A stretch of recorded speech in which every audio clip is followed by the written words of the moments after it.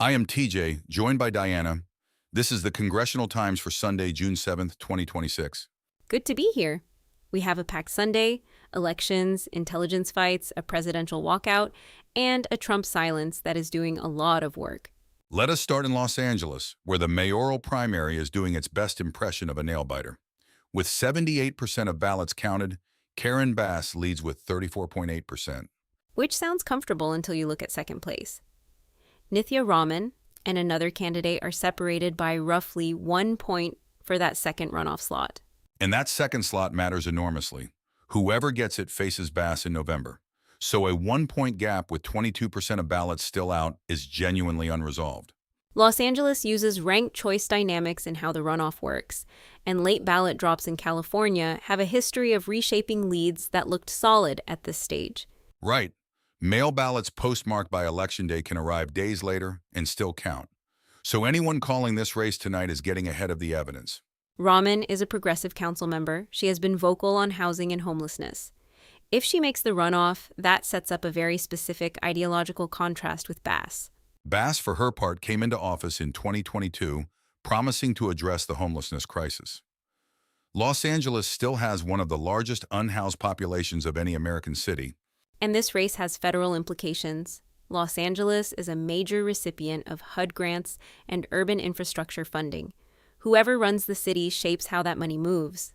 With the current administration scrutinizing Blue City grant recipients more closely, the management of Los Angeles becomes a federal conversation, whether anyone in D.C. wants it to be or not. The fact that Bass is leading but not dominant, 34.8% is not a mandate, tells you there is real dissatisfaction with her tenure, just disagreement on the alternative. A city that large, that expensive, that complicated, and the incumbent cannot clear 35% in a primary. That is not a number you frame and put on the wall. She would not disagree with that framing in private. We will watch the remaining ballots. This one is not over. Moving to Washington, Senator James Lankford of Oklahoma said Sunday on television that Bill Pulte is, and I am quoting here, not qualified for the long-term DNI position. Lankford's exact framing was that Pulte has no national security background. And Lankford is not a backbencher. He has been on intelligence-related committees and knows the terrain. Pulte currently runs the Federal Housing Finance Agency. That is Fannie Mae and Freddie Mac territory. There is not a lot of overlap with signals intelligence and foreign threat assessment. The White House put him in as acting DNI, and acting positions can run for a while without Senate confirmation. But a permanent appointment requires a vote, and Lankford is signaling that vote has a problem. This is the kind of opposition that matters precisely because it comes from inside the party. A Democrat saying Pulte is unqualified is Tuesday. A Republican senator saying it on camera is a different thing. And Lankford has been careful in how he navigates the Trump era. He is not a bomb thrower. When he says something like this publicly, it usually reflects a view that is more widely held than just his own. The DNI role coordinates all 17 intelligence agencies. It is the position that briefs the president on foreign threats. The qualification bar is supposed to be high for a reason. The counter-argument from the White House perspective is that Trump wants loyalty and management skill at the top of the intelligence apparatus. Pulte is a known quantity to the administration. That argument has some logic if you believe the bureaucratic culture of the intel community needs external pressure. It falls apart if the person applying that pressure cannot read the room on a threat assessment. Both things can be true. You can want reform and still need someone who knows what a SIGINT report is before they get to work on day one. Lankford drew that line pretty clearly. Whether the White House adjusts or tries to push Pulte through a confirmation fight remains to be seen. Either way, this is friction inside the coalition. And worth watching as we get closer to any formal nomination. The Senate has shown it will push back when the case is weak enough. Next story. President Trump sat down with Kristen Welker of NBC Meet the Press on Friday in Wisconsin. The interview aired Sunday. He left before it was over. Welker asked him to provide evidence for his claim that the 2020 election was stolen. That is when the interview ended. Trump has made that claim consistently since November 2020. Courts, audits, and his own administration's officials reviewed it. The evidence was not there. That is not a matter of opinion at this point. So Welker was asking a factually grounded follow-up question. You can debate the framing, you can debate the timing, but the question itself was legitimate journalism. And Trump's response was to leave. which is a choice. It is also a pattern. He engages with media when he controls the terms and exits when he does not. What is notable here is that he agreed to sit with NBC at all. Meet the Press is not a friendly venue for him. Doing the interview and then walking out is almost more interesting than not doing it. From a press access standpoint, this matters.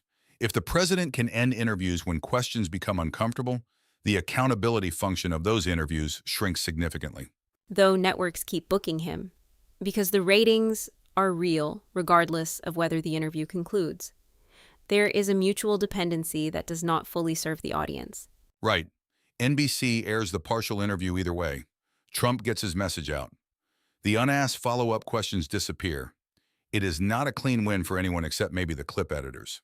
The Wisconsin setting was an agricultural roundtable, which is interesting context. Farm policy is a real economic issue in that state. The interview could have covered that entirely. Instead, it became a story about the interview itself, which is also a pattern. When the process becomes the headline, the policy substance rarely follows. For a center-right audience specifically, the question worth sitting with is what a second-term president gains by walking out of a network interview rather than answering or deflecting and moving on. That is a fair question, regardless of where you land on the underlying issue. Executive accountability to press is a structural norm, not a partisan one. Agreed. We will see if NBC addresses the format going forward, or if this just becomes another chapter in a long story about presidential media relations. Finally, Georgia. The Republican Senate primary runoff is between Congressman Mike Collins and Derek Dooley, the former college football coach. The winner faces Jon Ossoff in November. And as of today, Trump has not endorsed either one. That silence is doing real work in this race, even though nothing has been said. Ossoff is among the more vulnerable Democratic incumbents in the 2026 cycle. Georgia has trended competitive, and Republicans see a genuine path to flipping that seat. Collins is a sitting congressman with a legislative record and existing donor infrastructure. Dooley has name recognition in the state from his coaching years at Tennessee and Louisiana Tech. Different kinds of credibility. Collins knows Capitol Hill. Dooley knows how to build a program, manage a staff, and recruit in a state where football is genuinely a cultural touchstone. The Trump endorsement in a Georgia Republican primary is historically decisive. He backed candidates in 2022 who cleared fields just by having it. Withholding it keeps both candidates working. Which may be intentional. When Trump waits, both candidates court him harder. Fundraisers happen, positions get staked out, and he gets to see who performs before committing. Or he genuinely has not made up his mind. Both explanations are plausible. The Times reports no endorsement as of today. That is where the fact stops and the speculation begins. What we do know is that whichever candidate gets into the general against Ossoff will need to consolidate the base quickly. Georgia runoffs in June, heading to a November general leave limited runway. Ossoff has been raising money and is not taking this lightly. He won in 2021 in a cycle that favored Democrats and is running in one that likely does not. He is aware of the math. This seat genuinely matters for Senate control in 2027.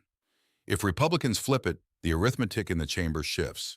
So the primary outcome here has national downstream effects. Trump's silence will not last forever. When the endorsement comes, if it comes, it will be one of the more watched announcements of the summer in terms of what it signals about his read on Georgia.